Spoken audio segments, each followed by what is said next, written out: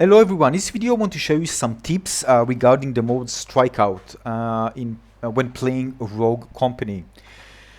Now this is my favorite game mode and I played quite a lot of hours, and I want to share some things so you won't make the same mistake that I did.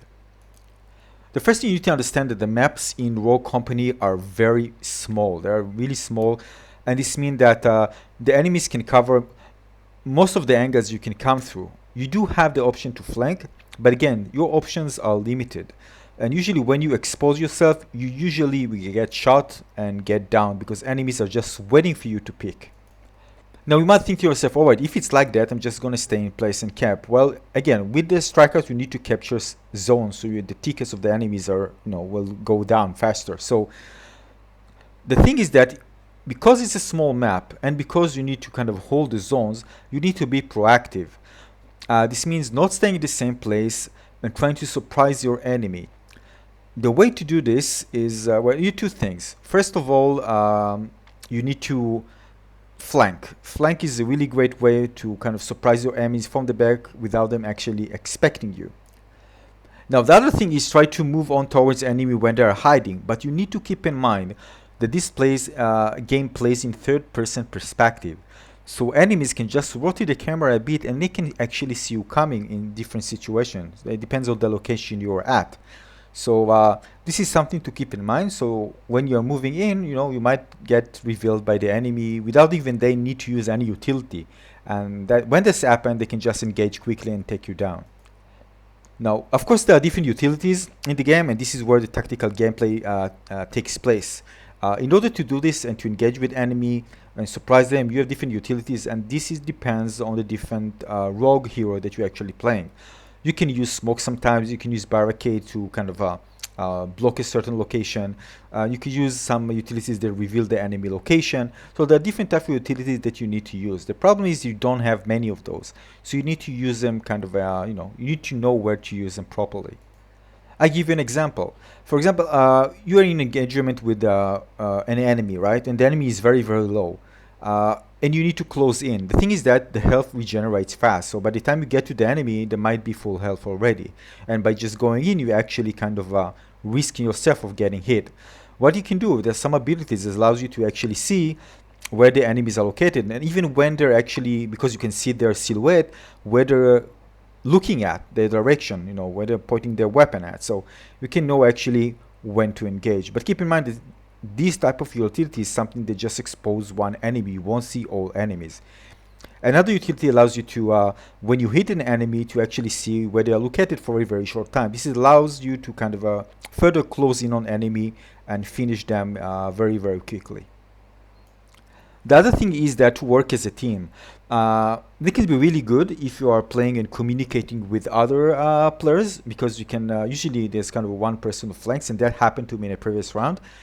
One player was actually flanking, and I saw that player flanking without actually communicating with them. And when I saw him actually flanking, I just tried to get the attention of the enemy.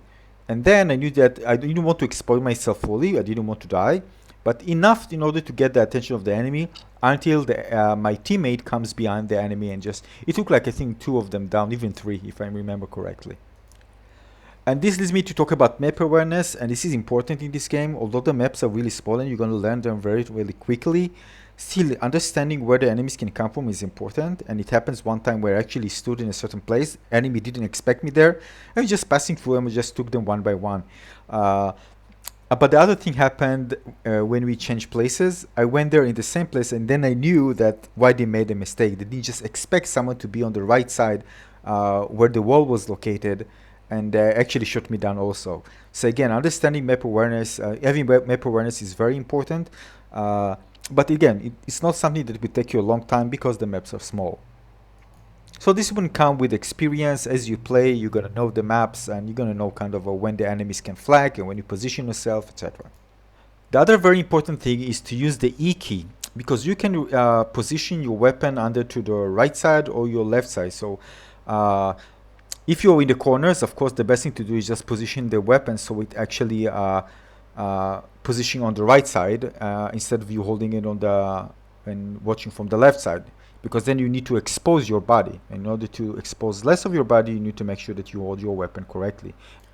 Now the thing is that you're gonna play with this from time to time and switching back and forth, because sometimes you pass through a corner, and if you hold it on the right hand, you're gonna see kind of I mean, you still hold it on the right hand, but the thing is that you hold it on the right side, you're gonna see that you're gonna have a problem. You're gonna expose your body fully when you need to hit an enemy, actually see the enemy.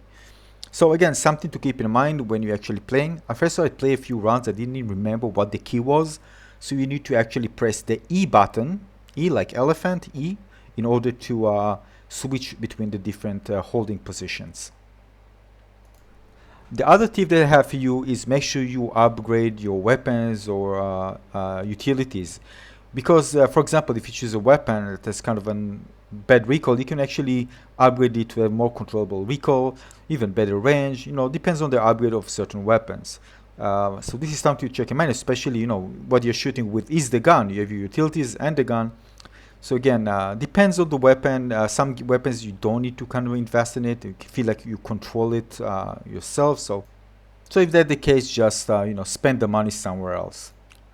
Now, keep in mind that when you die, when playing Strikeout, you don't lose your weapons and upgrades and abilities. Everything stays the same. It's not like Valorant. When you die, you just lose everything. So you need to manage your economy better. Here, it's actually, you get everything. So you need to invest money. And eventually, we get lots of stuff. So yeah, something to know. But eventually, when you play, you get to know this. But just keep this in mind. This is not like Valorant. When you die, you're going to lose everything. So you're still going to keep all your upgrades and weapons, everything you invested in. Now, the other thing is probably more advanced is knowing actually who you are fighting against. For example, I was fighting against, let me remember, I forgot the name, sorry. Anyway, one with actually we have an incendiary, it can actually causes damage over time.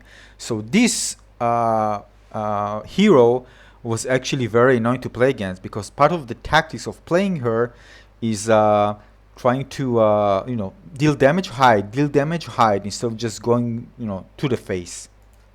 And this one is really annoying. So again, when you know which rogues you're actually fighting against, you kind of know how to prepare. And it's not like Overwatch, we can easily identify something. You see something, it's really kind of hard to identify who you're fighting against. I mean, when you see a raw dog, you know it's a raw dog, right? When you see May, you know it's May, right? You can't go wrong with this one. But here, it's kind of a bit hard to identify who they're fighting against until they start shooting or using their abilities or something.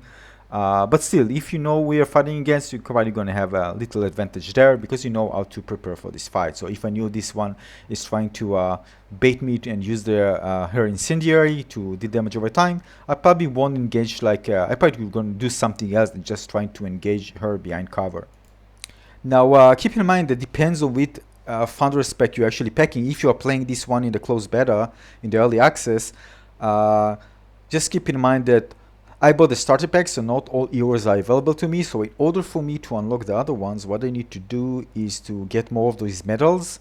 I can, of course, invest money, but if you want to invest money, you want to just do it kind of organically, just playing the game. Keep in mind that you get those medals after you finish matches. Of course, you're going to get more if you win. And also, there are daily contracts that allows you to get more. So again, it's not fast. It will take you quite a lot of match to even unlock one. But still, the option to unlock different rogues, you can do this by just playing the game. So just keep this in mind. Now, I do recommend you to try all the different heroes and try all the different abilities, because I didn't know, for example, that this dude is really good in Strikeout. Only after I tried it, I realized, oh, actually, this is really good. I actually went first. I thought that the medic was really amazing, and I actually found out that this guy, let's see what his name, Envil, is a really good one. Same goes with Shaq. So really need to play and kind of find the one which you like the best in terms of playstyle. And also, two other things. First of all, discover the different type of abilities of each one, so you know which loadout you prefer playing best in Strikeout. Second thing is, of course, knowing the pros and cons of each one, so you can, when you identify and fighting against them, you can know what to be aware of, and know what utilities they're actually having, the enemy, I mean, so you can be prepared. And sometimes it takes quite a lot of rounds in order to understand how to use your utilities properly. And you need to play many rounds, and sometimes you just switch and try to put things in different locations, because again these are limited. You don't have a lot of you have really limited amount of utilities which you can use. Sometimes you can upgrade, get an extra gadget, but still it's very limited. So if you just waste it for nothing, uh, you're just gonna put yourself in a situation where you can get a really advantage over the enemy. So make sure you actually know when the proper time to actually use your utilities. Now, when it comes to healing, of course, you want to heal the enemy, your teammates, sorry, not to lose tickets. You want to make sure your teammates are alive. Anyway, it doesn't matter which game modes you are playing, you want your teammates to be alive. The thing is, this is very risky. Sometimes the enemy just is there just to bait you, and they won't kill. It will kill you just for the other teammates try to approach you and then to just kill everyone, including you. So you need to keep this in mind. So if you are down, what you can do is first of all make sure you move. Don't just stand there. Just make sure you crawl to a location where your teammates can actually heal you without risking themselves. Sometimes I forget about it. When I'm down, I'm just waiting for it. You can actually bleed off, by the way, if you want to. But if you see an enemy behind cover and you actually get to him, try. I mean, you have nothing to lose. If you get there and the teammate is able to revive you, good for you. I mean, then you can continue the fight. Now, flanking is very important. I've played so many levels where the enemy actually, we're just waiting. If you see that things are too quiet, you need to understand they are flanking you, because the map is so slow that you probably won't find a situation where there's nothing, there's no even one shot, nothing is thrown.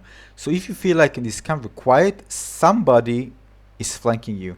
And if the teammates is communicating well, they can be in front of you, but there's one actually who is flanking, and maybe they're gonna try to trick you into engagement, but there still might be somebody who is flanking. Flanking is a great thing in this game, especially when just new and playing this game. You see many players actually just standing, holding position, not doing anything, just to be surprised by someone, just get everyone down in just a few seconds, because this enemy opponent decided that to flank and surprise you from behind.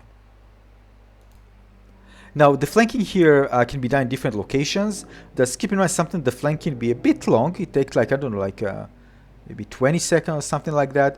But still, it's very worthwhile because they can surprise you. And you also need to keep in mind that some of the rogues have the ability not even be heard.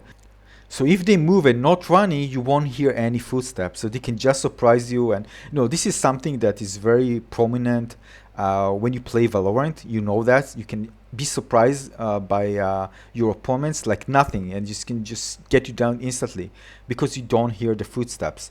But of course, if they are running, you will hear. But part of the strategy is not making noise to surprise your enemy. So something to keep in mind. Always watch for that. And of course, the best thing to watch for this is just counter that. Send someone to flank, at least one person. Again, it depends on the strategy. Sometimes all of you can just flank, so the enemy, or maybe one just stay in place, and like 3 of you going around, because then you're probably going to have an advantage when countering enemies. So again, depends on the tactics. But this leads me to the other thing, and that's true to many tactical shooters. Try to not be predictable. So again, try to change strategies so the enemy won't expect you coming for a certain place and get ready to take you down. The other thing is try to aim to headshots in order to maximize the damage that you're actually doing. I know it takes a bit of practice. I still quite bad at it and try to practice this one to deal damage to the head, to deal more damage. Again, this is something true to many shooters, not the just one, but something to keep in mind as well. Now, the other thing that I also mentioned before is paying attention to the footsteps. When you hear something, the enemy and people actually running and not paying attention, to not be quiet, and sometimes when even in the work they walk, they make footsteps. This is something to alarm you, so make sure you are ready when you hear footstep. Usually, it might not be your teammates. Maybe something, not usually, but sometimes it can be your teammates, sometimes it can be the enemy. Always pay attention to the sounds of the footsteps. Maybe somebody is flanking you. So overall, although this game looks simple when you look at kind of a gameplay on screen, it's a tactical shooter. It's indeed, if you want to win, you need to think smart. You need to think of tactical moves. If you communicate well, if you know all these things that I talked about, you're probably going to have the upper hand when playing. But this is part of the fun of Rogue Company, because first I thought it's going to feel like Call of Duty, I mean Strikeout mode, but eventually it turned out to be a really tactical game mode which required lots of thinking and understanding of things, because you can easily be wiped out if you are not following certain things that this game require. And one of the things, of course, that I told you before is trying to be more proactive in the game instead of just staying in the same place in camp and hopefully hope for the best, and eventually when you kind of adapt yourself to this type of gameplay, you're going to even enjoy the game more. Just open up so many different unique gameplay options, so use your abilities, communicate with teammates for different moves, and it's can be really more fun to play once you do this instead of just trying to play it like a regular shooter. We just camp or just rush or doing all those things.